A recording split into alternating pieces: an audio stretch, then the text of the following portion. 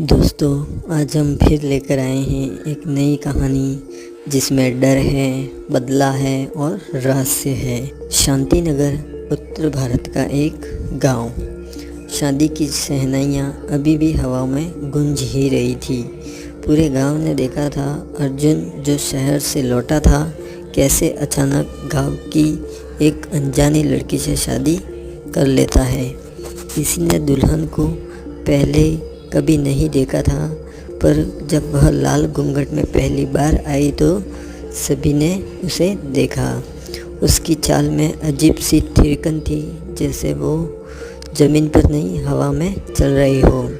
शादी की रात अर्जुन की माँ ने कहा, बहू घूंघट उठा दो, कम से कम पहली बार देख तो लें। पर दुल्हन बोली, नहीं, बस धीरे से सुर झुका लिया और अगले ही पल तेज हवा के झोंके ने कमरे के दीपक बुझा दिए।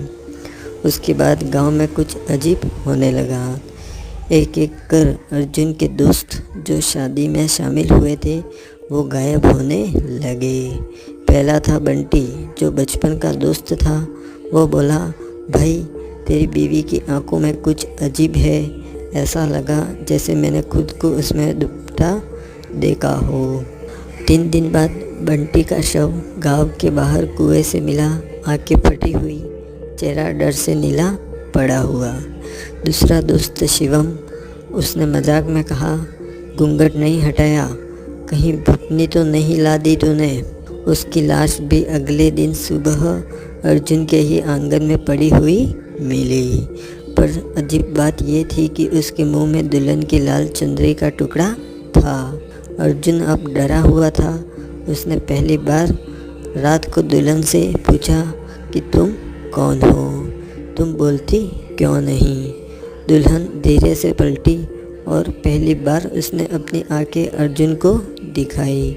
वे आंखें इंसानों की नहीं थी, उनमें किसी की जली परछाई हिल रही थी, कोई दबी चीखें और एक ऐसा डर जिसे शब्दों में बांधना नामुमकिन था।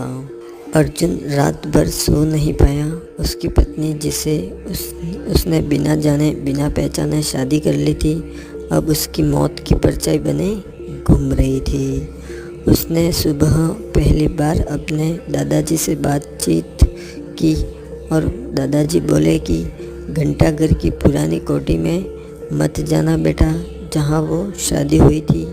वह जगह अंधे अतीत की कोख है और वहाँ एक औरत जो कभी दुल्हन थी खुद को आग लगा चुकी थी। अर्जुन कांप गया। उसने जिद की कि उसे सब सच जानना है। गांव की एक बूढ़ी दाई माँ, जिसका नाम श्यामा था, जो उस रात शादी में मौजूद थी, उसने बताया, अर्जुन बाबू, तुम्हारी शादी किसी पंडित या रिश्तेदार ने नहीं करवाई थी, वो तो खुद दुल्हन ही सब इंतज़ाम लेकर आई थी। मैंने कभी ऐसी आंखें नहीं देखी जो सामने होकर भी खाली हो।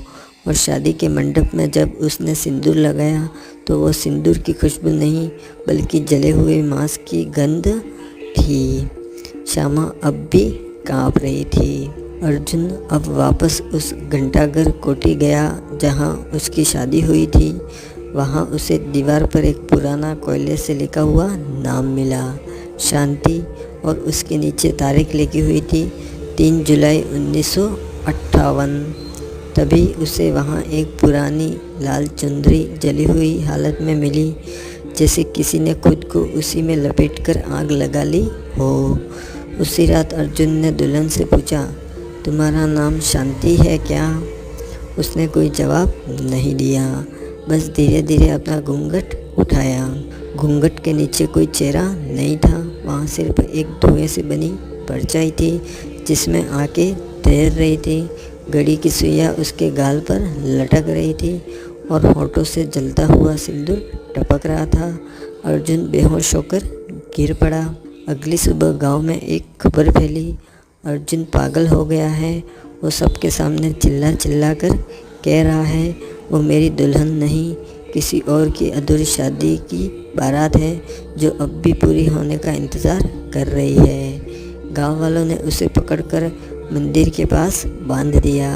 तभी श्यामा चिल्लाई, आज रात 12 बजे उसकी पत्नी फिर आएगी, जैसे हर 3 जुलाई को आती है, किसी न किसी को अपने साथ ले जाने। शांति नगर के थाना अधिकारी विक्रम सिंह ने पहली बार गांव की इन बातों को गंभीरता से लिया। उन्होंने अर्जुन के घर पर कैमरे लगवाए।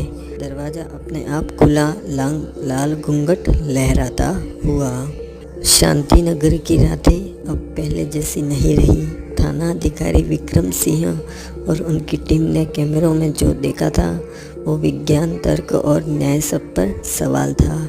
एक दुल्हन की परछाई कमरे में आई और अर्जुन खुद उसकी ओर चल पड़ा, बिना किसी बंधन, बिना किसी डर, और फिर दोनों गायब। कैमरा रिकॉर्डिंग को फ्रेम दर फ्रेम जांचा गया। एक अजीब बात दिखी।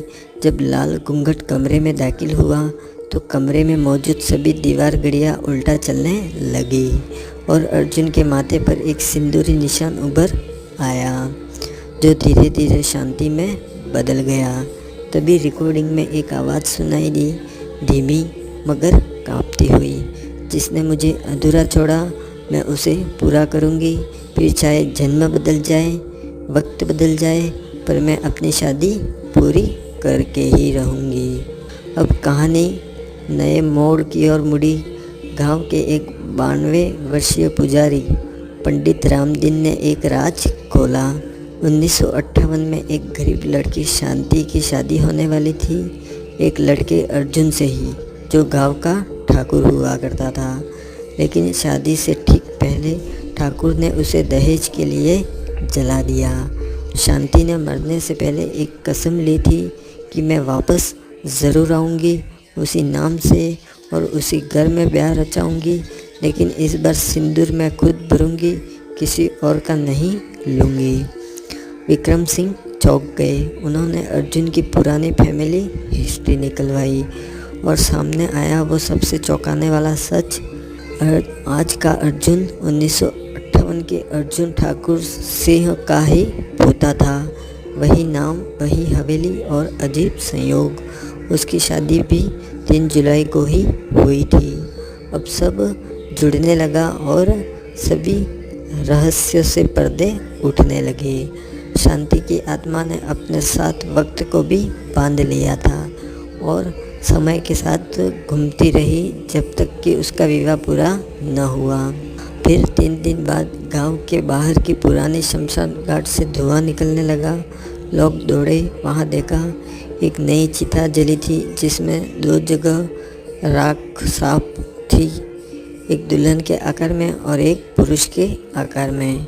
पास में एक पुराना लाल घूंघट पड़ा था और उस पर खून से लिखा था, अब मेरा 7वां फेरा पूरा हुआ। अर्जुन की बॉडी कभी नहीं मिली, ना उसका मोबाइल मिला, ना कपड़े मिले, ना कैमरे की कोई और रिकॉर्डिंग मिली। लेकिन हर साल 3 जुलाई को उस हवेली में लाल चुंदरी एक बार फिर हवा में उड़ती है।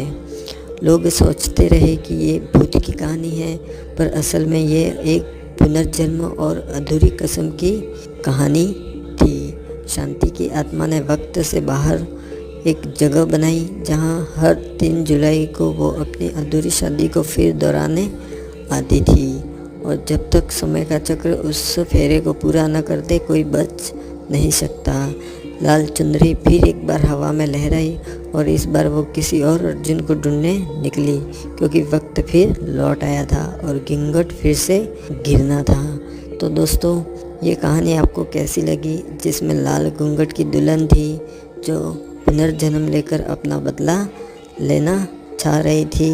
तो दोस्तों, इस प्रकार की कहानियों के लिए हमारे चैनल को सब्सक्राइब करें और वीडियो को ज़्यादा से ज़्यादा शेयर करें और लाइक करें। हमसे जुड़े रहें। धन्यवाद।